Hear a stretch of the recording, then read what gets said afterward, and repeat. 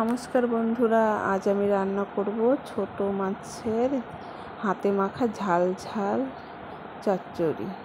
এই জন্য আমি একটা কড়াইয়ের মধ্যে মাছগুলো ভালো করে ধুয়ে নিয়েছি। তার মধ্যে একে একে পেঁয়াজ কুচি, টমেটো কুচি, কাঁচা লঙ্কা কুচি, রসুন বাটা, সামান্য রসুন বাটা, জিরে গুঁড়ো, হলুদ, লবণ, লঙ্কার গুঁড়ো, একটু ধনে গুঁড়ো আর কাঁচা তেল দিয়ে ভালো করে মেখে নিব।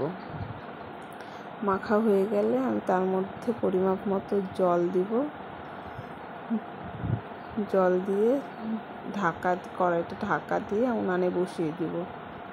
উনানে বসানোর 10 মিনিট পরে আমি ঢাকনা খুলে আলতো হাতে একটু নাড়াচাড়া করে তার মধ্যে ধনেপাতা কুচি দিয়ে দিব। ধনেপাতা কুচিটা দিয়ে আমি আর 2 মিনিটের মতো জাল কমিয়ে 2 মিনিটের মতো রান্না করে নিব। তারপর আমার রেডি ছোট মাছের চচ্চড়ি। খেতে খুব টেস্ট হয়, আপনারাও বাড়িতে এইভাবে রান্না করে